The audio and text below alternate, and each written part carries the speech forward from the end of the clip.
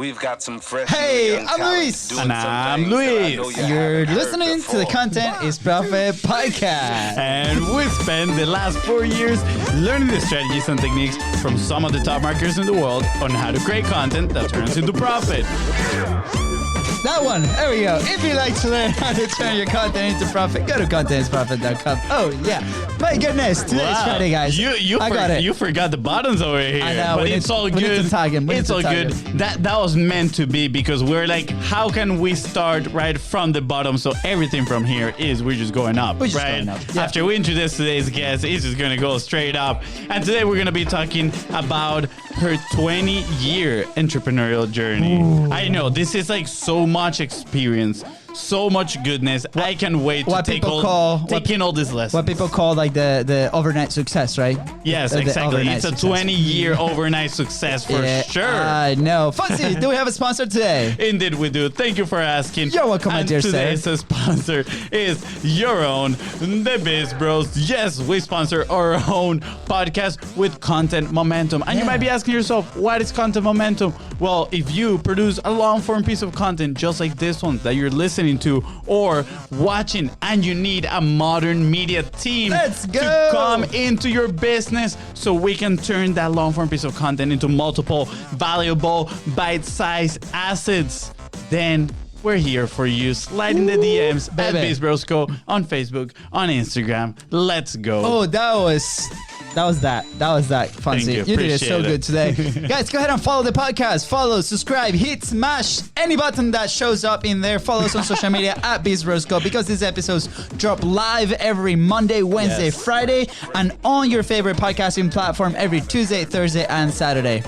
That is right. And don't forget to follow us as well in all those platforms and Facebook, Instagram, Twitter, at BIZBROS. We're everywhere. We're everywhere. You're going to see golden boulders everywhere. That is right. And we're only ask for you today is if you find value in today's conversation, if today's guest can help you or someone that you know get one step closer to your goal or their goal, please, all we ask is for you to share this episode and leave a 5-star review. Thank you. Let me tell you, we are in for a treat today. Today's guest is bringing the knowledge, the energy, and the experience. She has run her business for over 20 years, may I say. Yes. And as you can imagine, it has come with many lessons, which we'll be exploring today. Oh yeah, today's awesome guest helps entrepreneurs lose weight in a sustainable way without taking time away from their business or family. Very, very important. And let me tell you,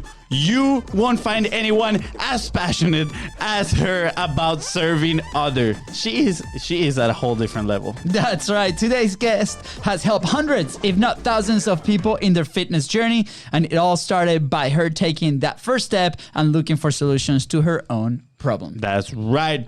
Please welcome host of the Rhino Julie show, owner of the Rhino Gyms, and Mudwater's #1 fan, Rhino Julie! Yes! I have my Mudwater right here! Let's go! Do this, BIZBROS. We're so excited to have you here. The screen or the audio just exploded because the amount of energy that you just came with is like, so good. My goodness. What's up, Julie? How's it going? Oh, man. It is a fantastic Friday. I'm ready to rock and roll. I got pumped by your intro. Let's go. The audience is going wild too. Oh man, that was going wild. I think we crashed it today, Julie. Oh, it's so good. Hey, we had to perform for you, Julie. We're like, right before we hop in here with you on StreamYard, we were just walking around the office like, head in the game. We gotta get the head in the game. We gotta make this work out. Yeah. But we're extremely thankful to have you here, Julie. And I mean, I am so excited to dive into your story and all the lessons. But before that, right, for those that are listening that might not know who Rhino Julie is, can you tell us a little bit about how this 20-year entrepreneurial journey started for you? Well, I was 17 years old, so now you have it. I'm 37, going to be 38 this month. Congrats. And I remember just thinking, I'm going to go to college, I'm going to get a job, I'm going to have insurance, and I am not going to be like my parents and my grandparents and my aunts and my uncles who were all entrepreneurs and either on top of the world or completely stressed out of their minds. Like there's no consistency to this entrepreneurial journey, right? And so, I had offers for college, full rides, like ready to go. And I started my first business. It was a little print advertising business. And my dad had a need that wasn't being fulfilled in the market for his business. And he's like, hey, Julie, you should do this. And I don't know, I was living this life of, I'm going to say yes to every opportunity and I don't want to miss out on anything, like that was FOMO 20 years ago and now we call it FOMO. Yeah. And so I started this little print advertising business where I connected real estate agents with all of the different businesses, and I would go directly into the realtors' offices and give them flyers and put little things in their boxes. And I was the only one doing it at the time. And then I started getting fat. I started getting fatter and fatter. So 4 years into that entrepreneurial journey, and I did go to college. I didn't graduate, but I went for like 5 years trying to learn business in college, which is not what you go to our local college for. I'm sure there's colleges that excel in that, but mine, I took an accounting class and asked what accounting system I should use for my business. And he didn't. And I was like, well, okay. Anyways, back to the story. So I started getting fatter and fatter, and I just remember I had this client meeting and it was with Rusy Bolsangiev, and he was this super intimidating guy, and my pants my skirt, it wouldn't button that morning. So I used the hair tie, and girls know what I'm talking about. Use the hair tie to like keep your skirt together. And I was wearing a jacket and I'm in Las Vegas and it's hot and I'm sweating and I'm just so miserable and so intimidated and so uncomfortable. And I was like, I can't live my life this way. So I gave all of my clients to my competitors because at that time, other people were starting to do the same thing. And I just went 100% into the fitness industry because back then there was Arnold pumping iron at the gym. There was Kung Fu and kickboxing where you actually had to hit each other. And then there was your mom's aerobics class, which is pretty cool, but it wasn't what I wanted. I wanted to go join the military to like do their boot camp, which is a terrible reason to join the military. So I didn't do that. But I started my own boot camp for civilians. And then that's what brought me to where I'm at today. And it's been a journey. I had a business during the big 2001 crash, during the big 2008-9 crash, and then most recently during the pandemic. So that 20-year span covers some pretty big, crazy world happenings as well. Man. Yeah, no, absolutely. I'm impressed at how you have gone through all this and you're thriving, this and the excitement, the passion after 16 years doing the fitness industry, right? That business. It's inspiring by itself, right? Like every time we see you on screen and you're so excited and you talk about how passionate you are about this and how you want to help entrepreneurs, right? Pretty much how you're helping the person that you were, right, 16 years ago when you decided to start your own fitness journey, right? And that is extremely exciting because a lot of people, they're often confused on like, well, I want to do something on my own, but I don't know what to do. And sometimes the answer is in your own story, right? It's like, well, look at your bag. What problem have you solved for yourself that now you're proud of, that you can share your story, relate to people, and just help them, solve their problem as well. So thank you for sharing that. I'm extremely excited. And, I'm sure there are plenty of challenges in here. But what was maybe one that stuck, to your mind? And I have many other questions. But right now, what was that first challenge that you said when you started the fitness business? That you were like, maybe I won't get out of this one. Maybe this is not for me. Should I be doing something else? Did you ever question what you were doing? Because I'm sure that there were plenty of moments like that. So I love everything you just said, especially I'm helping myself 16 years ago, and I'm helping myself 15 years ago, 14, 13, 12. There has been a health issue for my entire entrepreneurial journey because I've always put my business first. I used to. Now I put myself first. And in the last couple of years that I've done that, my business is, done better than ever, except for the pandemic. That was pretty rough on gyms. Yeah. So the first year, guys, I'm overweight and I'm running a fitness boot camp for adults. And I had never been in the military, and I was calling it a boot camp before you called exercise boot camp. So I was really good at making flyers and getting people excited about things in print. And I would get people out to the park, and I'm wearing a little camel hat and I have my little whistle, and I'm mustering up all of the excitement and courage that I possibly can. And I just see their eyes just kind of fall like, this is our fitness instructor. This is the one who's going to get us in shape. And luckily I had these two super cool guys who were in the military, like helping me out and making it look legit. But it was really like my thing, and we acted like they were training me, but the exercises were like mine. Like I would go to Home Depot and get telephone poles, and then we'd do buckets of water that we were doing relay races with. It was super fun, right? Super That's fun. so fun. But for the whole first year, guys, guess how many clients I had for the whole first year? Guess how much money I made in gross revenue for the whole first year of my new business? I'm gonna say in the 5 figures.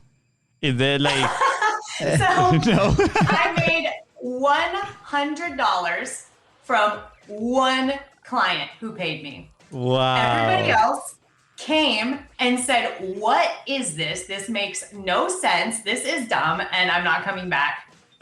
Wow. But for me, like, I wanted it. I wanted it so bad because every day I did the workouts with them, and it was the type of working out that I wanted to do. It was a group workout, and I had some friends that I just like would beg to come, and it would be different people coming to make it look like it was a thing each night.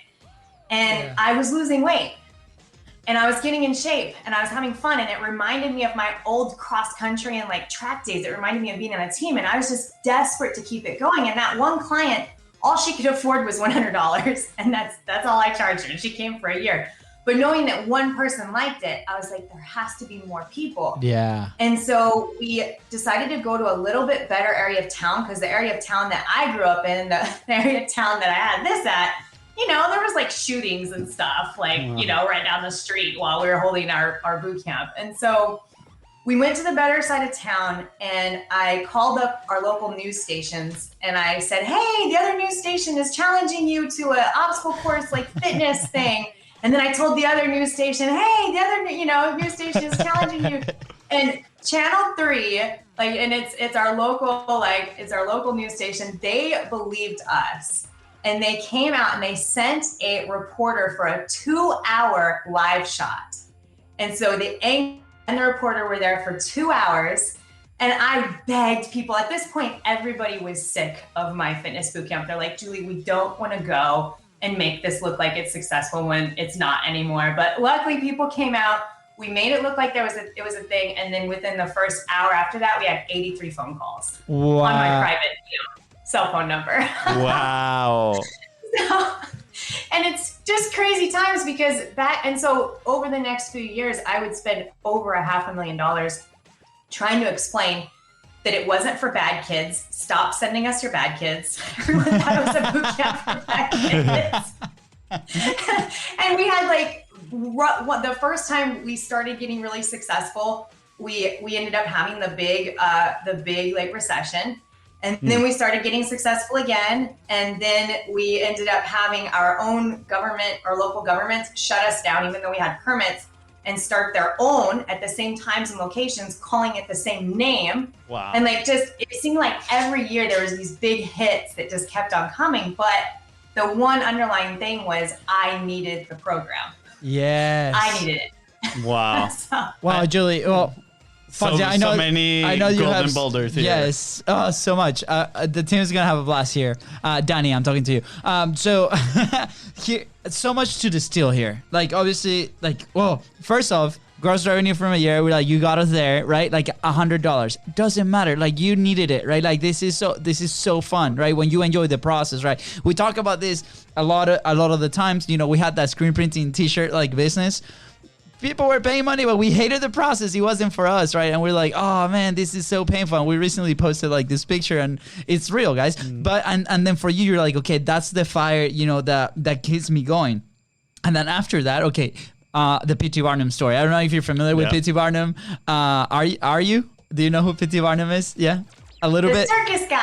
Yeah. The circus guy. Yeah, it's awesome. The movie, first musical ever that I really enjoyed. From now on. And but he has there was a book. There's a customer born every minute. I think it's called. And there's these incredible stories on how he will market. And he has this story about the Fiji mermaid. And your story of the 2 stations reminds me so much of that, because it's such a smart move. And people are like, they don't have the pelotas to go and try something like that. First off, right? Like, so I on the marketing side of things, I would love to maybe a little bit later dive in like, what was your thought process there? And you're like, I am actually going to do it. That's something that we call table face. I'm actually going to go ahead, ask for what I want. Let's bring him out. I mean, that generated like 83 phone calls at the time. That was incredible, right? Like, what an incredible result.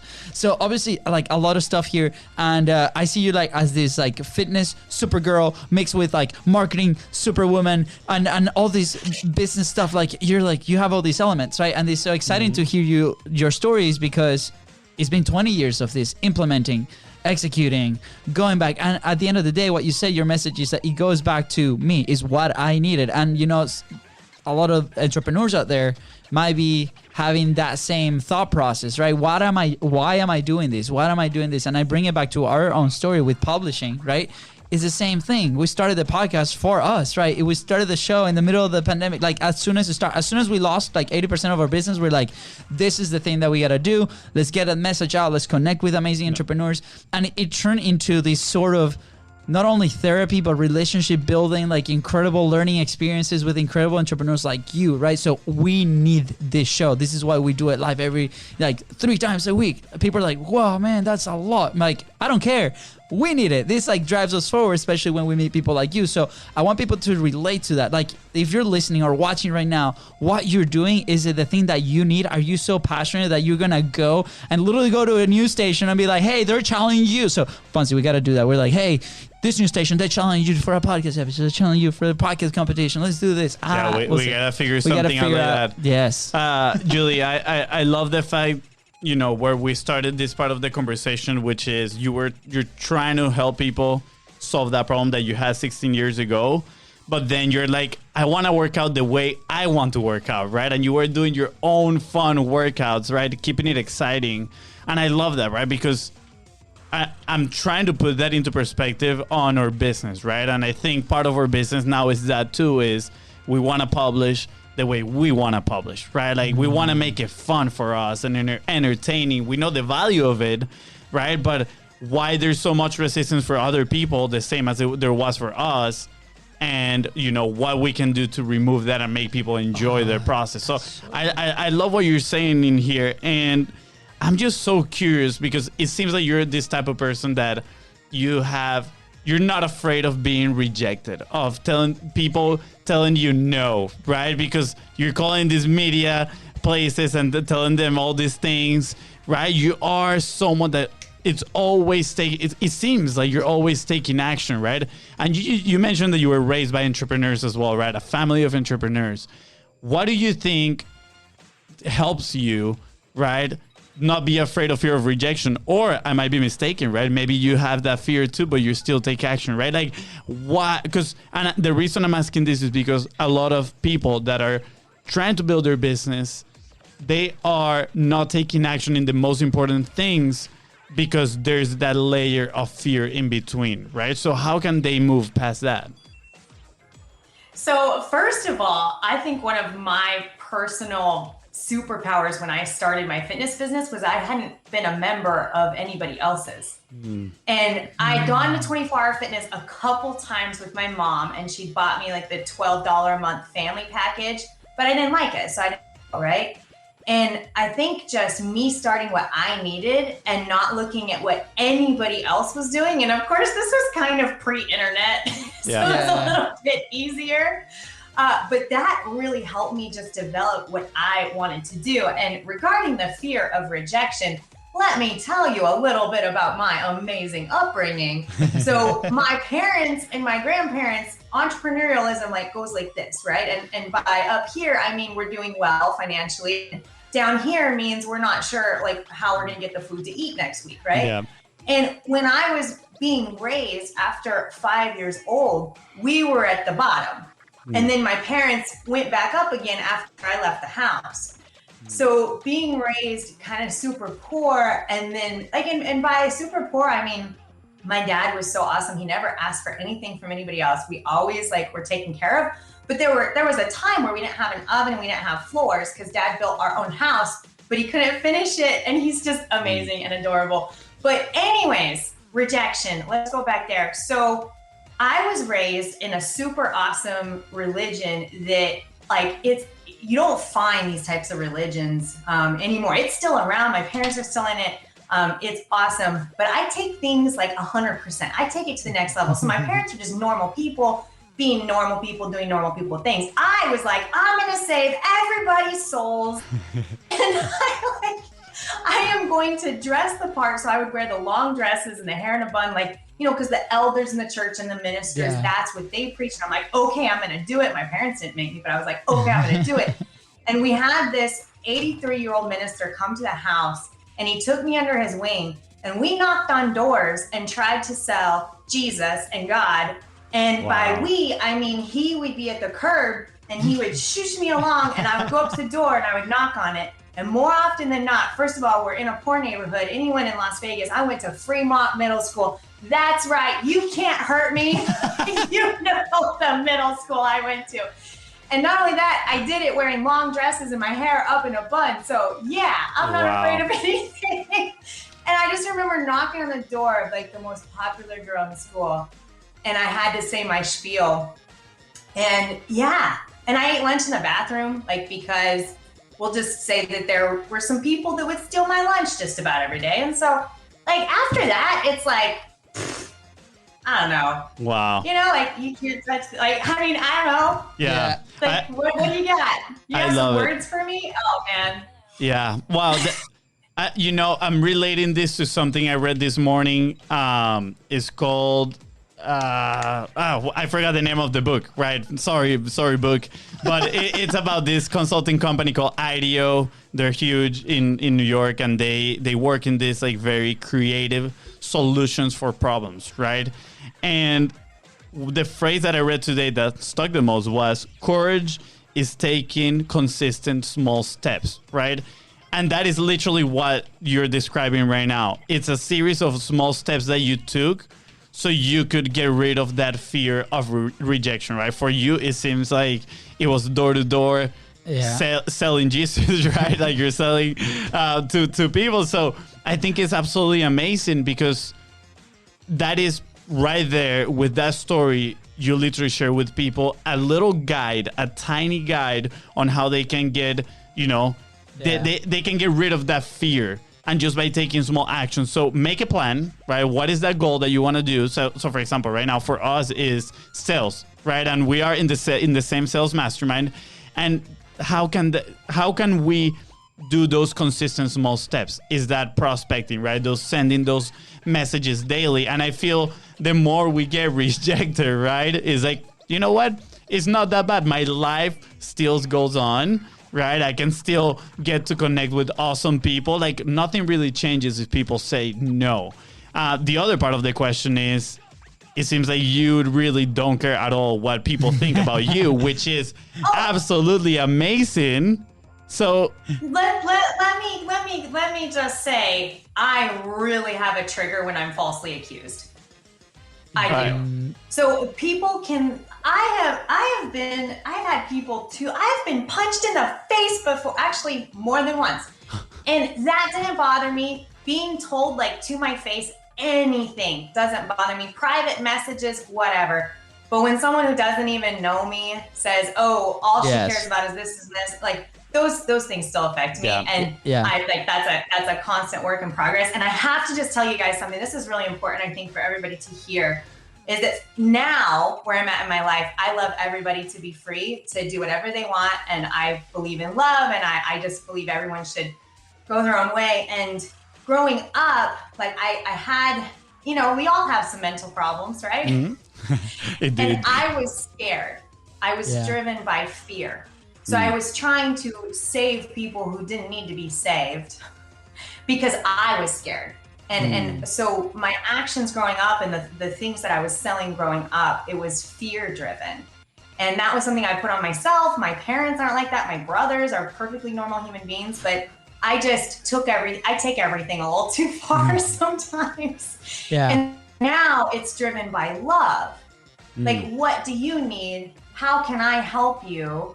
And, let me keep asking questions until we give you the power to kind of figure it out for yourself. And so I used to be this like bulldozer forcing my own fear on other people. And now I would like to think that the things I'm doing is out of love. And when you're selling that way, it's not selling. I want to dig. Sorry, can I talk today? Wait, let me ask this one. Just like FONZI's show and Julie's show. That's fine. It's okay. I just want to dig a little bit deeper into this one. The credit's with me. Okay, hold on. Before you dig deep, because I have this comment from the last thing that she said. I think it's super important because I want to bring it out to the audience. Okay. All right, go ahead. Julie, it's a live show. I mean, this is what's happening. Okay, so here's the thing. And this is why this point I want to highlight before we dig deep into this, that I feel is also super important. But the thing is, like, we frame we have these references, of experiences, right, in the past, like the one that the door-to-door sale that you have, right, versus the stuff that we're doing today. Sometimes because if they're not on the same field, right, we don't relate those. So I'm gonna give you an example. For example, I finished like an 8-hour race and a 24-hour race. I did the world toughest mudder, right, in Atlanta at 32-degree, freezing cold, whatever. Like FONZI was amazing in the pit crew, right? But that physical experience to me became an anchor, right? For now, on my day-to-day, if I'm going through a really like rough patch, or I'm like, man, like I don't feel like I can do this, which is literally sending a message or sending an email to somebody or talking to a prospect of somebody said no, I immediately go back to my mental space of the second I completed my 24-hour, because that was such a huge achievement physically, right, and mentally, right? And I'm like, wow, if I was able to do that, then I can do this, right? So sometimes, because it is a different environment, sometimes we don't make that connection. But I just wanted to highlight this because we can find those connections in those experiences, right? Remember how you felt like, and you're like, man, like that was a lot of work, that was intense, that was a lot of fun too. But at the same time, okay, if I was able to do that, now I can, do my outreach, do my publishing, go talk to that client, go face that conversation, right? And I think that's super important. And the fact that you related to that story on the door to door, we never did door to door. Well, kinda in like Happy Feet, we sold like school to school. It was different. But anyways, but those experiences help us, execute moving forward. That's it. That's all the parentheses I want to say. All right, my turn again. That's good. I haven't really connected that though, so I actually want to tell you this is my first time ever talking about that, and this is my first time actually connecting that. So, and I actually feel more confident.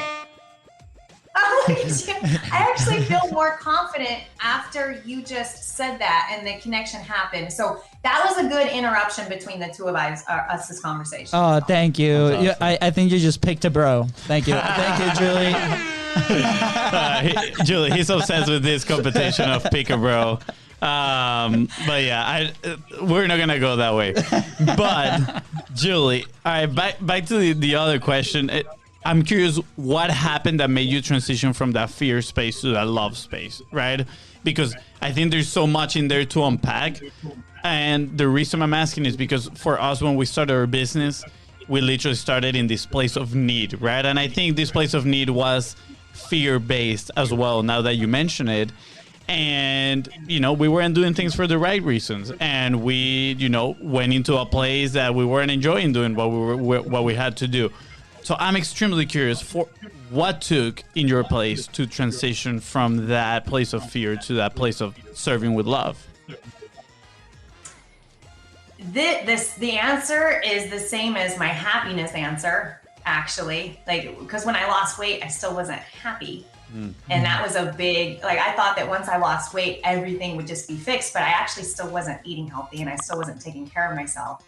And so the transition between unhappiness to happiness to me is the same from fear to love. And that's loving myself. And it's something that I always was annoyed when I heard people talk about loving ourselves.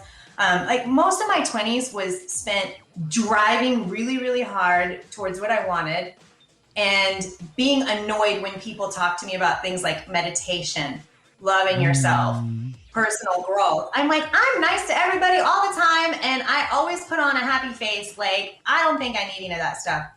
And that stuff is what helped me make that transition, because when we're able to sit in silence just with ourselves, not even with a guided meditation process, but just I sit in silence every morning and I just sit there and I look at birds outside my window. And you can't do that.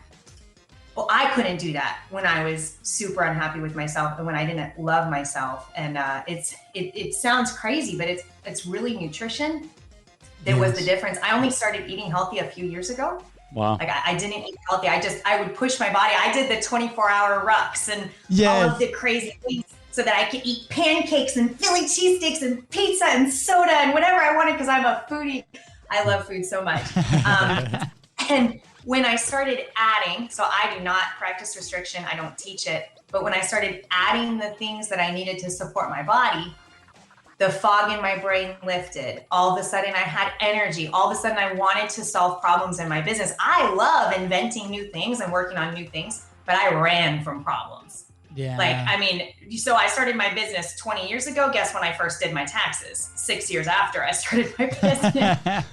Everything's up to date and good now, but I'm just saying, like, I would run from the things that I didn't like. I would literally hide from them. And so eating healthy and taking care of my body kind of as a temple instead of just punishing it for what I would eat. That was the big changer. And sleeping enough. I used to teach 5 a.m. classes.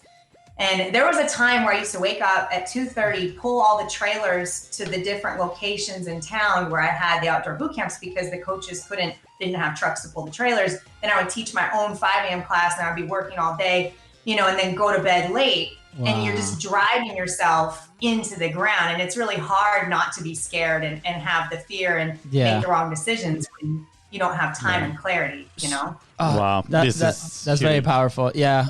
Do you feel that's necessary, like going through those moments? We've had these conversations in the past with a few people, right? And at some degree, like we've lived it. It's not as extreme as waking up at 2:30 in the morning, right? Like, but we feel like there's a hustle that happens. There's a thing that, for example, me mentally, like there's always stuff to do, right? So I'm like, okay, should I, this is, we talked about this a little bit before the show, right? Like I'm trying to limit, right, my working day. And my way of doing it is with these 2 workouts, like in the morning and the afternoon. And I'm trying to stick to it the best I can. But at the same time, right, like, is there a stage in the entrepreneurial journey, right, the one that you're telling, is that really necessary? Is that like going through those late nights, going through like this thing? And if it is, like, how can we control it a little bit better? Or if it's not, like, how do we get there, right? Because I feel like a lot of entrepreneurs in their journey, that's a stage that is pretty common, right?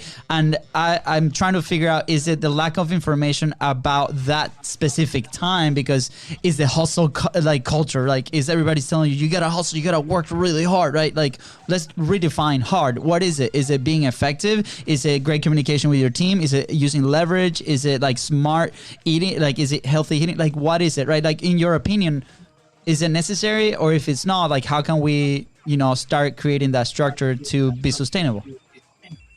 It really depends on what we want. Yeah. And I think that I had so much mental anguish at the time over some personal things that I didn't want a single second of me to myself where I could think about where I was at. So I feel like I chose all of these new shiny things. Like, we put on 100 obstacle course in the middle of the desert back in 2000. It was before like the big Tough Mudders and the Spartans. And it was a miserable failure because it was way too hard. Nobody was able to actually like complete all the obstacles except like my brothers. And by the way, when you said pick a BIZBRO, I have 3 brothers and I'm perfectly happy to add 2 more. Yeah, let's go. The crowd agrees. The crowd agrees. Okay. But most of the things that I've done in my entrepreneurial life were completely unnecessary and didn't get me to where I'm at today. They just made it take a lot longer.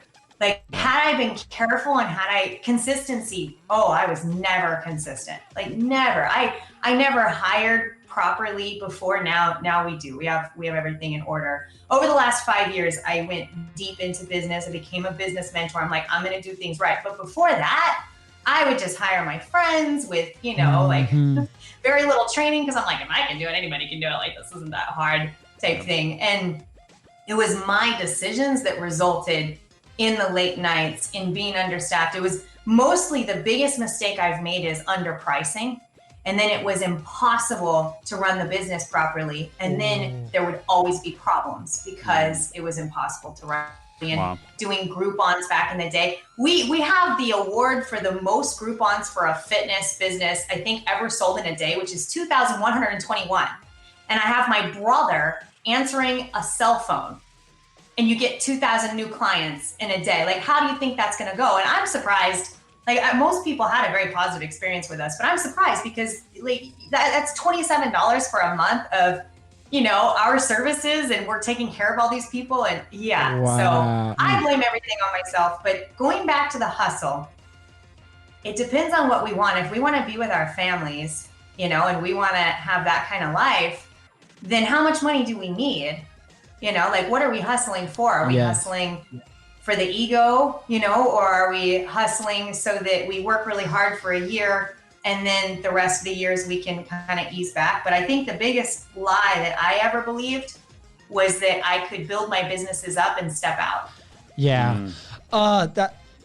That's so good, Julie. Thank you. I mean, it comes down to a choice, right? It's our own choice, and I love this answer so much because over the last 2 weeks we've been like pretty intentional on what are the next steps on the business, right? Like for pre-COVID, we had this profile of customers. Like COVID happened, 80%, you know, closed doors. So we're like, okay, we can't execute for you, right? Then after COVID, like the show starts, right? And the product that we have for the brick and mortar is kind of adapted, and it's been catching fire. It's really doing really good, right? But now we're in a place where it's like obviously building the systems and the team and everything in the back end, right? And people know this. It's taxing, right? On my side, at least, you know, people define me as the integrator, right? Like FONZI is that dreamer guy, great ideas, right? And then how can we implement those two together? And over the last 2 weeks, I feel we've been very consistent thanks to our mentor, Jerry. Like this guy, like has worked with amazing companies and obviously connecting with people like you, Julie, right? It's like, okay, they're at that level, right? How can we get to that level? And it goes back to our own choices. So personally, you know, for me, right, it goes back to my family, my kid. I have Luca. He's 2 years old. I want to spend time with him. I want to go, you know, see him play soccer and go to the beach and camping. And I'm a Jeep person, so I want to take the Jeep places, right? FONZI wants to travel. He wants to do it. And we had a conversation a little bit. The seed was planted. It's like, how do we take this show on the road if we ever want to be on the road? Like, is it sustainable this way? Should we change different things? And then going from there now is making us make these decisions to make sure that it's sustainable over time. So that's why I was very curious, and it comes down to our choice. It's like, really, what do we want, right? So I freaking love it. Thank you so much for bringing all your experience and your incredible wisdom. Yeah. Can I talk about employees just real quick? Oh yeah, absolutely. Definitely. You can talk about whatever you want, Julie. Yes, and this goes great because lately we're talking about the modern media team, right? So in the last discussions that we've had, you know, on Clubhouse, on the group, on the 45 Live group, it's been around this. And yeah, please go ahead. We've been geeking out and showing, and you know, even with our own team. So please. Because you want to collapse timeframes, right? You want to be able to get more done in less time. So that definitely means hiring people. And you guys have already done that. And I don't know why it literally took at least 15 years to figure out the hire slow, you know, fire fast thing. Like, why does it take so long to do that? And I think it's because by the time we do hire somebody to take some of those tasks that we don't have to be doing, we're desperate for them. We've taken on too much. And by the time we actually hire them, we don't have time, or we're so burnt out that we just tell them once, oh, you need to do this. And then we just leave them. And then we're upset because everything's not being done right, but we don't have the accountability chains and the systems. And so that's the biggest thing I've learned is repetition when it comes to training. Yeah. And taking our time when it comes to hiring. And then that's how, like, you know, if I asked you, can you be successful in a 40-hour week? Absolutely. Probably less too. Yeah. Maybe 30, right? Like but we can't if we end up spending our time on things that are unnecessary. And then all of us go through the motivation issues, right? So we start our day and we have this block of time to get all these super cool things done. And we end up doing who knows what. Like, we don't even know what we did, but we didn't do the things. And it's because we had just one of those days. And entrepreneurs, we're not allowed to have one of those days if we don't want to work 100-hour weeks. Like everything has to be effective. And you know what the best way is to get motivated for your day and to be effective? Mulled water.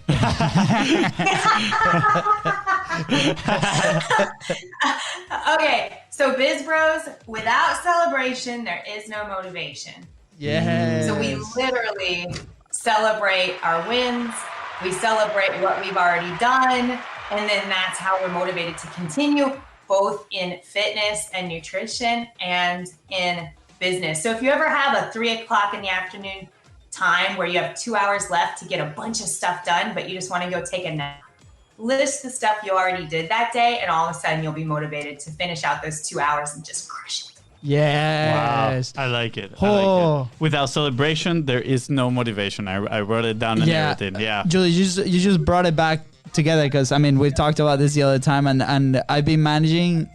I created this weekly framework that works for me personally, right? Like I was like, and I needed to see the thing that I was getting done, right? So literally is breaking down in 10-minute slots, and in each of those 10-minute slots, I put an activity, right, that I need to finish, and then if it rolls down, it rolls down. But normally I try to finish it in those 10 minutes, right? There's tasks obviously like the show that is like more 10 minutes, like six blocks. But literally, as soon as I get it done, is a green check right next to it, right? And there's obviously a ton of tools. I'm doing it on my sheets. Like that's the system that works for me. And like what you just said, I went back to my previous 2 weeks that I've been implementing this, and that's exactly what happens, because I'm looking at that and I see all the green checks and I'm like, I got it done. This is so good. Let's crush.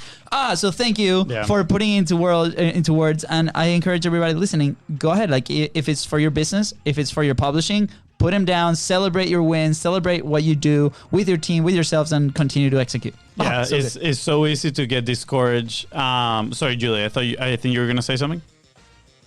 I was just going to say, you know what the best way to make sure that you don't stay motivated is? What is it? Don't celebrate? It's to pick things that you can't possibly get done and starting with things that are too big. And so if you have those things that you're going to get done every 10 minutes, but they're too hard or they're too big, this is what makes most people fail on their health and fitness journey, is that they're like, I'm going to be perfect. I'm going to work out an hour a day. I'm going to download this meal plan on the internet, and we're going to meal prep and we're going to cook it. And then they fail after the first or the second day. And then their vegetables go bad in the refrigerator, and then they're just sad, and then they just don't do anything. Yeah. And so I'm going to let you guys lead this wherever you want. But before we got on, we talked about talking about you guys. And what we can do with your nutrition. And maybe we could do a living example of this. Yes, absolutely. I love this. Before we dive in there, I just wanted to make a quick comment real quick on the topic of celebrating. We are so quick to discourage yourself and look at the negatives. And I think that's just like a human trait, honestly. So keeping records of things that we do is extremely important. And I go back to the author of Good to Great, Jim Collins. I listened to an interview that he did with Brené Brown. And yes, I love that book. It's amazing. Yeah. I just got his new one, Beyond Entrepreneurship 2.0. So I haven't read it yet. Supposedly it's incredible. But this interview that he did with Brené Brown, he was talking about how he started a system where every day he rates himself from 2 to -2, right? So if he did good that day, he'll put a 2. If it was all right, he'll put a 0, and you get the point, right?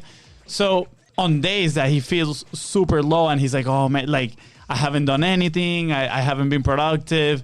What he does is he goes back to the spreadsheet and he looks at the numbers and he's like, actually, I just had one bad day in the last 2 weeks. Look at all the other days that I've been doing good things. You know, maybe I'm being too harsh with myself. I'm just going to take it easy today, maybe rest, collect my thoughts, and then move forward the next day. And I think that is so important, and we don't look at it that way. And I'm guilty of that. I'm very guilty of that. I've been trying to actually implement, I have it in my calendar as win the day, which is a section of the day at the end of the day where I just go through my calendar, see what I did, what I need to do for next day, right? Kind of like that celebratory space in my life. And I haven't been consistent with it, right? And the days that I do it, I feel good. The days I don't do it, I'm like, I don't. Sometimes I feel good, sometimes I don't, right? It's like very, very flimsy. So it's so important, right? It's so important to do it and to stay consistent with those tasks. And I love the fact that you get that pointer that you gave us, that is, keep those tasks doable. Sometimes we just set these huge goals, huge tasks in a framework, in a time frame that we cannot get done.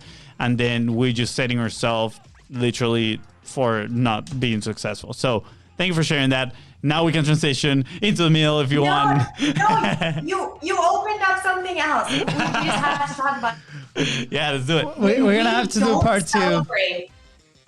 What? We're going to have to do part 2 at some point. Oh, yeah, for sure. Oh, okay. I'll be less than 30 seconds. Oh, no. Go as long as you want. We got time. I'm just saying, there's so much to share and unpack, and then we should just do a whole thing on the thing that you want to do, and a whole Rhino Julie season. Yeah. Oh man, that would be amazing. This is so much more fun than like the shows that I do. Like, I don't know if it's because there's 2 of you, or if it's the horn or the music. Like, I don't know what it is, but this is amazing. It's the horn and the awesome guest, Julie. Well, thank you. If it was FONZI on the other side, it would be a very different story. I don't know how would that turn out. Guys, I love how competitive brothers are. So, guys, before I forget, yes, if we don't celebrate the wins, this is really important. We're literally training our subconscious to seek out the failures, because that's all we're doing is we're like, oh, I didn't get the big thing done, so I'm a failure. And when we celebrate the wins, we train our subconscious to seek out those same habits that we just celebrated. And it's the secret to success is consistency and duration. Yes. Woo! And consistency and duration is always going to be a fight if we're constantly hard on ourselves for what we're not doing. And this is what I work with my nutrition clients on too. It's like, we have to start with something that we know we're going to get done every single day, and we're going to celebrate the heck out of it. And then our subconscious is going to want more of those wins, more of those hits, right?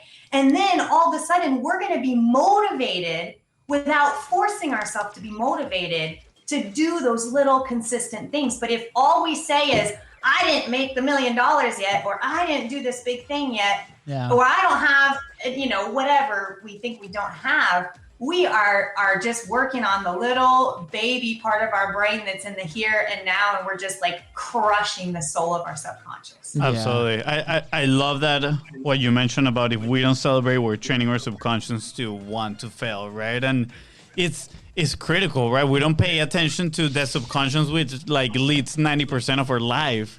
And you just remind me of this research that has been done. His name is Dr. BJ Fogg, and he wrote a book about tiny habits. It's called Tiny Habits. You have it in there too? You're like our lost sister. Yeah. So this book was awesome because first, you always have the people saying like, you need 60 days to develop a habit. And when I read this book, and he's like, that's not true, right? You just need a right system to do it, and you need to start with those minimum viable actions, right? Those minimum viable steps. That was eye-opening because like, wow, I can literally set a habit, a positive habit, but all you gotta do is start small. And to, circle back to what we say before, courage is taking consistent small steps. And to develop these habits, you need to be courageous, right? You're stepping into the unknown. And sometimes we feel we're courageous because we're taking on this goal and taking these big actions, but we're just setting ourselves for failure, right? We need to, and I'm sure you're gonna have a reaction here, but it's like, we need to build it in a sustainable way, right? Yes, that is the basis of business, like our daily habits for business and our daily habits for health and fitness. It's not about what type of diet we do. It's not about what program we take or what business book we read. Are the habits that we're trying to implement, are they sustainable and adherable? Because if they're not sustainable and adherable, it doesn't matter what course we're taking, it doesn't matter what we're trying to build, we're never, ever going to get there. It could be the right thing, it's not the right thing for us, or it's not the right thing to start out with. I love that you said that. So far, our books are matching up. I know. I know, it's pretty impressive. It's a sign. It just took us 20 years to meet you, Julie. You're saying. I know. Hey, it's the right moment. It's the right moment. It all happens for a reason and at the best time. So I'm so happy it happened. Now, Julie, we can transition to the meal part if you want, right? Yes. Okay, we're gonna do this live on the air. You guys said that we could. Yeah, let's go. So we're gonna figure out your next one thing for each of you guys to implement. But first, this is so important. We're gonna celebrate what have you already been doing to support your body and your brain to be able to run your business and be there mentally and physically for your family and for your future. What have you already been doing? Okay, so I mean, we talked about starting the 75 hard. I think that's pretty intense for a lot of people. Include that. There's a whole reason we can talk about that later. But a small thing, well, not a small thing. It's my gallon water bottle because I didn't realize how much water I wasn't drinking until I started doing this. And clearly I'm way behind. I'm where it's like 7 a.m. and it's like 1 p.m. So I gotta like start chugging. But the visual to me helps me big time because that was what would happen. Like it would be like 1 p.m. and I didn't have any water. And then I'll just drink 1 cup and that's it. And then I was like feeling crappy all day. So my win is that I've been consistent drinking more than 1 gallon of water every single day. That's awesome win. Awesome win. And that is amazing, guys. Water feeds your brain and it also lubricates your joints and it also helps flush your body out. It helps you live longer. It helps prevent all kinds of diseases. So it's a big deal. I know. We're going to need BIZBROS and Rhino Julie co-branded 1 gallon water bottles. Just saying. So. Yes. Yeah. Yes. I don't know how people run a business when they don't drink enough water because literally your brain is foggy and it is not working as well as it should. So big time celebration for you. Okay, BIZBRO. Let's go. I was going to call you BIZBRO number 2 and I was like, oh, BIZBRO number 2. BIZBRO number 2 is next. It's okay. So, I mean, if it's because of the order that we were born, then you are very correct, Julie. So my win is that for the last 2 weeks, I've stayed pretty consistent with the workouts, right? And I've been actually, I love learning new stuff. So I've been and a lot of times I start learning some stuff and then I'm like, I'm bored and I put it away and then I just move into like a different thing. So I am excited that I've been very consistent with learning how to play tennis, right? I'm like going on my own. I'm practicing. I'm playing with other people. You want to know the real truth though to that? Okay, here goes the competition again. Is that he lost against me and he can't live with that, and then so that's fine. No, it's okay. In the overall matches we're 1-1. I beat him the first one. He beat me the second one. The next one will be the defining for bragging rights. So it's all good. I'm retired. My celebration is that I've been more consistent with that, and I mean I feel it has helped me in other aspects of trying to go to sleep a little bit earlier too, which is super important. That's one of my biggest ones. I need to go to sleep early. For example, yesterday I failed because I had a super late soccer game. I didn't get home till like 11 p.m. But still, I'm celebrating because I've done it consistently for the last 2 weeks. So let's go. Yes, I absolutely love it. Exercise, there's no horn.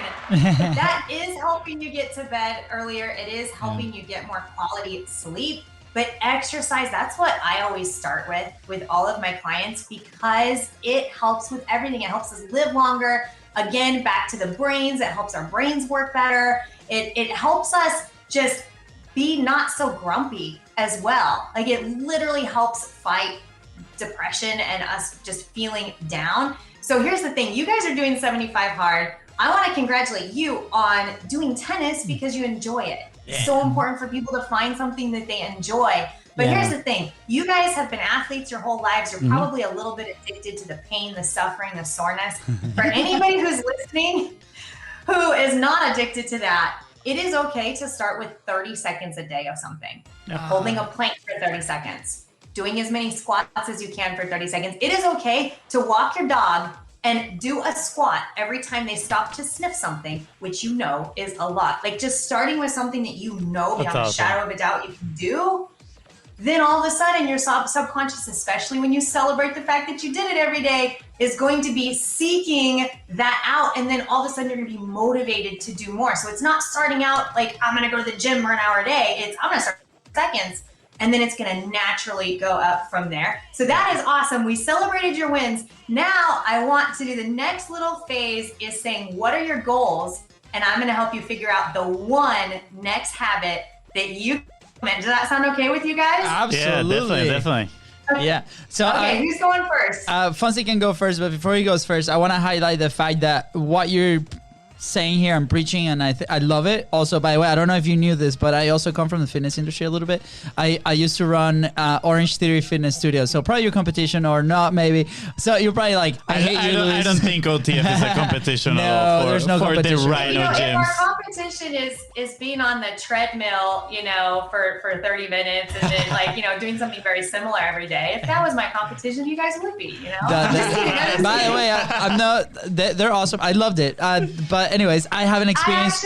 I need to go to your. I love Orange Theory. Oh, that's awesome. Well, thank you. They have a special place in my heart, but we need to go experience your boot camps. Yes. And your locations. We've heard awesome things. We've had previous guests on the show that have gone to your locations, by the way. So, we might have to chat afterwards. But anyways, so yeah, I just wanted to highlight that, and the fact that what you are doing is removing the friction from execution, right? It's like, how can we like remove as much friction so we can actually operate? So I'll let Fonzie go, and then I'll go. We're talking about personal goals. Yes. Yeah. What is your big like personal goal? And then we're going to bring it down to the one next thing, like the most important habit that you can do to achieve that goal. Are we talking about? Because this is that challenging. In the fitness, in fitness. Are we talking? Yeah, exactly. Are we talking about fitness or like life overall? No, personal? fitness. No, don't go to the life overall, Fonzie. Like, we'll stay here for 4 hours. Fitness, health. Like, it could be having more energy. It could be like it has to be something that like you're really passionate about when it comes to your health. It could be chasing after your grandchildren and great grandchildren when you're 90. All right, perfect. Yeah, so I want more energy, right? But I want to be able to keep playing sports, soccer, tennis, whatever sport you are, until I'm old and extremely old. Okay, I love it. So obviously the stretching and all of that, but that is honestly secondary to fueling your body. So are you getting enough food for this goal? Are you getting enough protein for this goal? Are you drinking enough water? Are you eating enough vegetables? Like, what are you doing now to support this goal? Because literally what we put in our bodies is what keeps our joints moving. And like, if we eat enough protein, that is partially what helps us not break a hip when we're 50, in the bathtub shower. Yeah. Yeah. So I do think I eat plenty of protein, right? I mean, I eat eggs when I wake up, and after I work out, I have protein shake. I always eat. I try to have protein in every meal. I am pretty bad at my timing at eating. If you ask my girlfriend, she's like, you're horrible, because I have dinner like at 9 p.m. Sometimes yesterday I had dinner after my soccer game like at 11 p.m. My timings for eating are all over the place. I feel that's also a cultural thing, because at home, we will eat dinner pretty late. We grew up eating dinner late, but I would say my eating is fairly healthy. Do I need more greens? My girlfriend would say definitely yes, I need to eat more greens in my life.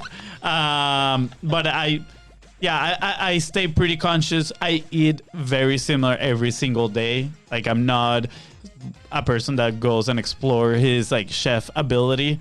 I'm like, this is easy, is healthy. I'm gonna just make it and eat it. And I'm trying to be more conscious of when I go eat outside, eating the healthy stuff. Okay, so I would always be concerned about you under eating, especially as an athlete. Like, go eat whatever you want at the restaurants, just add the vegetables. I eat 3 cups of broccoli at 10:30 a.m. every day because I don't like vegetables and I'm working anyways. So I just eat it. I put it in the microwave plain and I just eat it, and then my vegetables are done, and then the rest of my meals I have proteins, fats, and carbs, which I absolutely love. Yeah.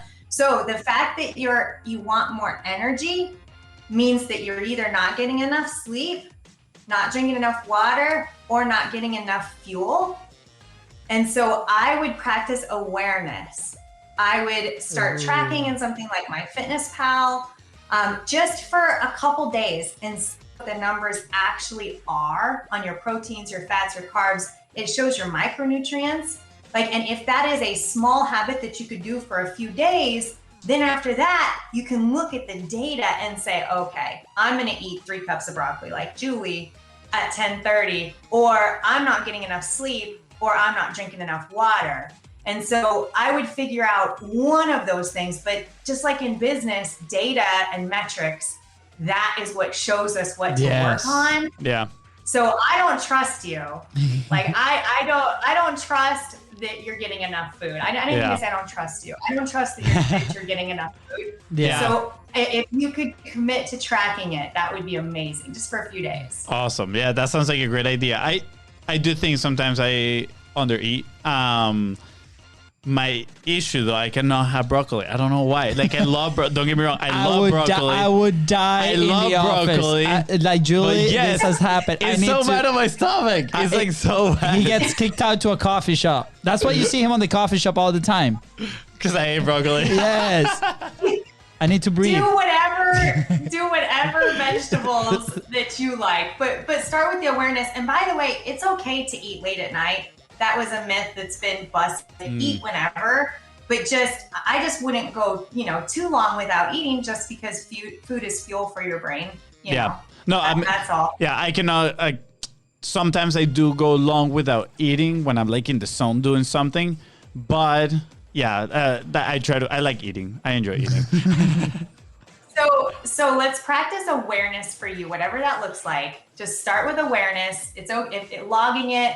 And then I want you to pick the one next thing that you can do beyond a shadow of a doubt, even if it's going to bed 15 minutes earlier, even if it's water, even if it's more vegetables, even if you log your food and you're like, oh, I am under on my protein because it's 0.8 grams per kilogram of protein every single day for our body weight. So it's more a lot of times than we think. But BIZBRO number 1, he knows that. He worked in Orange Theory. I do love Orange Theory. One of my best friends goes to Orange Theory, actually. Yeah. So you guys just got me in an argumentative, competitive nature. It's awesome. It's a whole different workout, right? It's a whole different thing. We'll do a live episode from one of your gyms one day. Yeah, let's go. Oh, that'll be fun. The reason it means so much to me because that was the only thing. And again, for me, it was about removing the friction. And since I was there, I was executing, right? And love the freaking coaches, love everything. And they got me ready for the 24-hour race, for the 8-hour race. That was what I was doing at the time. So literally, that was the only thing that I did. It got me ready for my first marathon. So it's an emotional attachment, right? So I need to get back to it. So Heath, if you're watching or listening to this, give me the membership. Anyways, Heath is the regional here where we live in Jacksonville. He's part of the 45 Live too. So shout out, Heath. Nice. So you guys should connect. Anyways, I was gonna say, are you avoiding your goal? Huh? No. Here we goes. Okay, so a little bit of backstory, right? D1 athlete, I play soccer too, my 4 years, right? I always never really had to work on because the friction was already removed from me because I was part of the program, right? Before that, same thing, growing up, we were training every single day, right? So that was happening. Then right after that, Orange Theory happened. So I'm still in the environment, right? So now I'm out of the environment for the past year and a half. So my initial goal, you want my long-term goal or my initial goal? What your goal is currently, yeah. Currently, it's literally get back in the habit of moving every single day. Because for almost a year, we played soccer here and there, but it was almost non-existent, right? So I need to get back into moving. That's why I chose the heart reset of 75 hard. So maybe also I'm addicted to that kind of activity and I just need to move it. To me, I learned that that's how I execute. I need to put a lot of pressure in me to be able to do it. So that's why. So that's my first time is get moving. So for the first 75 days, I think I'm on day 11. That I said day 75, I'm going to revisit what the next stage is. to continue with that movement a little bit more. So with that, it comes to like the eating, making sure that my water, making sure that I'm feeling my body to be able to support that. So that is my. So I do want to know your big goal. What are you exercising every day for? Yes, that's good. And I think that's a question that's still in my head. So here's a big one. Luca is 2, right? So obviously I want to be as healthy and active as possible to be able to do anything that he wants to do with me, right? So my son is my biggest drive, he's actually starting soccer league this weekend. He's 2, and he's already playing soccer. So that I want to be able to play with him. I want to be able to run with him. If he wants to do the mud runs, right? Any event, physical event. I love mud runs too, so I want to get back to those. That was my form of competition after soccer, right? That's what kept me going forward. So I would like literally book an event a year and then prepare for that event. So that's kind of long-term goal. 6-pack obviously for Katie. Wink, wink. She's like, I don't care. No, but Luke is the biggest driver. Yes, just make sure that I'm active, healthy. Not overweight, feeling comfortable. Yeah. Absolutely. And I hear from both of you guys that you want to be able to move for a long, long time, and you're super competitive, and it makes you happy to be able to still do your sports. Yeah. And so you guys both know like that comes with stretching, water, taking care of yourselves. So what's the one thing that you're going to commit to? And I want to get this from both of you. What's the one thing that beyond a shadow of a doubt you can commit to? You're already committing to exercise. You're already doing water. That's amazing. You're already doing those. What's the one extra thing for both of you guys? Live on the air. So we talk about awareness log food, right? But for me personally, I think the most important part is sleep. Like I need to get in the habit of going to sleep earlier. Yeah. And what keeps you from getting enough sleep? Myself, honestly, like my biggest hurdle. Sometimes I feel like, sometimes at night it's like, oh, it's my time to disconnect from everything. And I just like extend the time where I'm going to sleep instead of, and that is because I probably am then waking up at a time and I'm rushing to get out and start the day and everything, right? I'm not taking the time for myself. If Mandy would hear me talking about this right now, Mandy's my girlfriend. She's always telling me that. But yeah, it is that I think one thing leads to the other, right? Like the lack of sleep, then throughout the day, sometimes after eating, I'm like, I'm getting sleepy. And I think most of I don't have any health issues. I'm like, I'm grateful that I'm extremely healthy, but most of my, issues surrounding my day-to-day, I think they would go away or diminish by getting better sleep. I agree 100%. Sleep is where the magic happens. It's where our body rewards us from the good stuff. So let's say you were eating vegetables and you were exercising. Sleep is where your body rewards you and gives you that positive adaptation from what you're doing.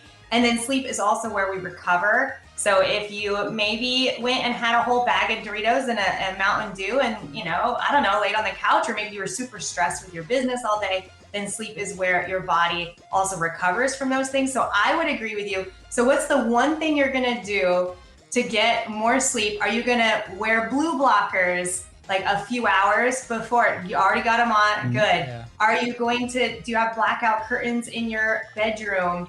Like, do you turn off all electronics an hour before going to sleep? Like, that's when I read my books okay, that one? So that's a big one. Yes, I need to disconnect from technology. So I have the blackout room. I have a light alarm that it literally wakes me up with it like simulates like a sunrise pretty much. It's pretty awesome. But I got into the bad habit of pushing snooze lately because I'm like, I'm not waking up because I'm too tired, because I'm going to sleep way too late. So now I have my phone back in the room with the alarm and I'm pressing snooze. All these things that I've been noticing, right? That I need to, start to rewire my brain to do correctly. And I think it'll start by going to sleep early. So I like that of cutting technology maybe an hour or two before and just reading. I love reading, right? So I think that'll be a good one. whatever it is, make sure that you know beyond a shadow of a doubt you can do it for the first week every single day. So it's okay to start with 10 minutes earlier. Awesome. You know, like it's and then it will automatically, you'll start to pull back more and more because you celebrate what you did. You're like, okay, I turned off my electronics 15 minutes before bedtime and read a book, and now I'm celebrating that I did that. Yay, I'm so awesome. And I'm like messaging Julie on Facebook saying I did it. And actually, that's on your electronics, so don't do that. Just tell your girlfriend. Write it down on your paper notepad, and then do it the next day. Write it down on paper. Tell your girlfriend you're gonna do it. Have her celebrate with you, and then your subconscious will seek to do it earlier and earlier and earlier until you have the 1 to 2 hours. Because the 1 to 2 hours might not happen at first. That is awesome. Yeah. That's your one thing. I'm so glad that we got that out. Okay, BizBro number 1. Yeah, let's go by order of birth. Yeah, by order of birth. Good. So that way we don't compromise you, Julie. I like the disclaimer here. By order of birth. Man, I hate that you said that first, because as I'm working, like that, it can be the same thing. It's the same. Yeah. It is really the same, because that's why I wanted to start with that challenge, because it makes me, I'm committed to it, so it makes me go to do that. So the first week was pretty consistent. Second week, not so much. So now it's like, okay, let's tackle, from today on, what is that going to look like? So definitely go to bed early, meaning, right, I need to, as you guys were having this conversation, I've been going through in my head, what am I going to do that? So maybe it's my day structure, right? So we talked about the blocking and the things that I'm doing. So how can I move that in? Because same thing, I get home, right? And obviously I want to spend time with Luca. I want to kind of like, once he goes to bed, he normally goes to bed around 7:30. It's like, okay, disconnect, what now? And I really enjoy catching up on YouTube a little bit, right? So what is it? Like, am I actually going to do that for a little bit? And then reading. Part of the challenge is to read as well. So I'm catching up on some books. So disconnecting from the electronics into a certain point to be able to sleep at that time. So to me, it's going to be set up that initial like goal of like going to bed and like rearrange my day so I can start executing and testing and do that. So I think that's going to be my one thing, is like rearrange my day. So when I get home, I literally have nothing to do except play with Luca, catch up and read, and that's it, right? I think that's going to be the one thing. And I read in bed. So my teeth are brushed, like I'm ready to go to Done. sleep. And so usually I don't even make it as long. Like I'm like, okay, I have until 10 o'clock to read, and I go to like 9:30 and I'm out. So that helps Done. me too, because that transition from, reading and then getting ready for bed, it's like, Then you're active again. Julia, what time do you wake up? Whenever I want to, usually about 8 hours from when I go to sleep. Okay. Yeah. Interesting. Awesome. Yeah. So I don't schedule anything. Sleep is so important to me that I don't schedule anything in the morning, just in case I had a night that was a little bit harder. So I naturally wake up 6 something. And then I do the 5, 4, 3, 2, 1, the Mel Robbins, shoot out of bed. That's what I need to do. That's what I need to do. Literally. Yeah. I love it. That snooze button is my worst enemy right now. But the key is, if I wake up 5 hours after I went to sleep, I'm gonna go back to sleep. Yeah. Because sleep is like, I know, just like you guys are talking about, when we don't get enough sleep, everything is harder. Yeah. We're less effective. It takes us 2 hours to do something it should have taken us 1 hour to do. You're not as funny when on your live videos. Yep. Or maybe you're funnier. Were you getting sleep when you were in Georgia? When I was getting so much sleep. Yeah, my girlfriend's family go to bed like at 8 p.m., 9 p.m. And I was like, wait, what? Is the day over? I was like, also, I'm just going to go to sleep. Yeah. I also, like, I'm going through patterns in my head, Julie, as we're having this conversation, but it's the same thing. Like, whenever... For example, I love getting stuff done like early. So like I go back to my wins and I'm like, okay, sweet. I feel really good, right? So that starts in the morning. I remember, with Orange Theory, I had to open the studio 4:30 in the morning. And I was like 11 noon, I was out. I was done with everything I got to do admin wise. I could either work out, help the team, continue to do that, right? And then because the environment changed, that's the thing. Like I gotta find that new footing. And in the morning, the feeling is so great because you wake up, you do whatever you gotta do, either like work wise or workout wise, right? And then you're like, sweet, like win number one. What is the next one? What is the next one? And so on, and do that. So I love it. I love everything that we've talked about today, Julie. Julie, I'm gonna pull a reverse Uno card on you right now. What is your goal and your commitment? Oh my goodness. Okay. I have been meditating first thing every morning. Meditating, I mean just staring out the window. And I've been doing that for a little while. So I'm gonna ask you what you guys asked me, my fitness and health commitment or my business commitment. Yeah, let's do your I mean, you're all over. Yeah, let's do the health. Let's keep it in the same trend. That was, I think. Yeah, that's fine. I mean, I'm not trying to say that I'm doing all the things. Yeah, nice. I feel really good about my routine. I better, right? I better have it together if I'm in this position. I mean, if you're after like the entrepreneur journey, 20 years, and you have a team, I'm like that's really cool, right? Yeah, and that's part of it. Like to see it on the other side too. One of the things is like we grow. Whatever we are, we grow, right? So like for you, I'm sure like you have this list of things that you in your head, you're like, I need to get better at that. I need to get better at, even though you are in a wonderful position because of your experience, your time, your team and stuff, right? But still, like, what is that one thing? Maybe not in fitness, right? But maybe it's publishing. I know that you started your publishing journey like not so long ago. So in publishing, what is that one thing? And I think you're really doing freaking great. We've seen the show. And obviously today you've been like, oh, this is incredible conversation. So maybe in publishing, you guys in this show, I'm like, this is how I'm supposed to be doing it. I am so glad that BIZBROS invited me on. I have so many business goals. So health, fitness, meditation, like I'm feeling good about that. But business-wise, we just survived a pandemic with the gyms. We were closed 79 days. Wow. We're at 35% capacity and everyone has to wear masks right now, which I'm hoping will lift within the next month. And then everything should be great.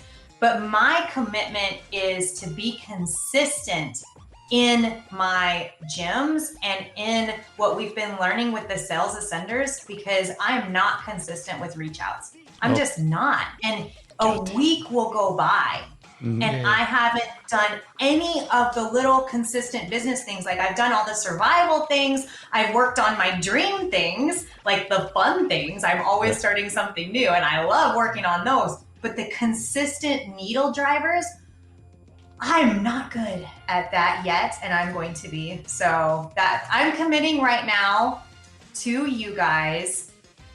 I'm going to commit to my reach outs. I'm going to do 5 because I had 20 and I fell off the wagon. So I'm going to do 5 reach outs a day. Yes, let's go. Let's go. We're so pumped up. Sean and Chris, if you guys are listening, you guys should be proud. Yeah, you guys should be definitely proud. I think we should bring everybody in the sales ascenders group so they can do the commitments here publicly to the world. Right. I love it, and then we could do a whole different episode for our business commitment, which, Jerry, you know this, Chris and Sean, you know this, like all our like multiple coaches know this. Yeah, absolutely.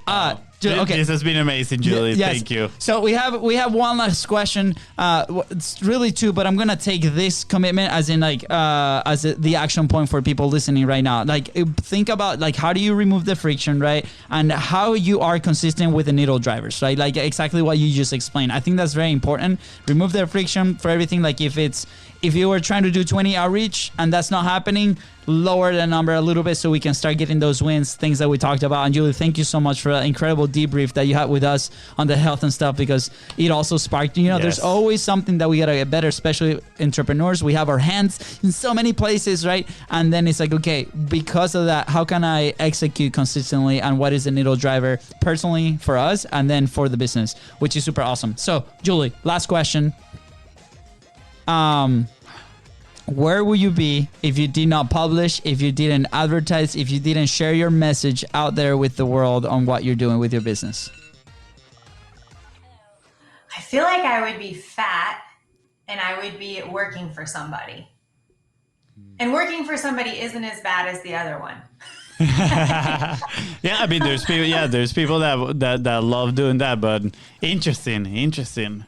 Oh yeah. There's nothing wrong with working somebody unless you're the worst employee ever, and that's me. Like, I've never had a job, and I almost tried once, and I was the worst. And I like to be good at things. So there's nothing wrong with working for somebody if you're going to be good at it. Yeah. I'm just not. Absolutely. I agree 100%. And it goes back full circle to what you were doing and saying at the very beginning of the episode, which is doing what you love and what you really want and doing the workouts how you want. And it will feel the same way. Like for us, you know, we want to publish the way that we want. We want to run the business the way that we want, right? And we're working. We want to have a fun podcast, right? We want to have a fun podcast. There we go. And you know, lately in my head, I'm like, how can we turn this more of a talk show? Can we have these awesome structures? And so there's more stuff coming later. But anyways, freaking love it. Julie, thank you so much. How can people find you? How can people connect with you? Your branding is on point for sure. So Rhino Julie everywhere, I'm assuming. But like, where do you want to send people to get to know a little bit more about you?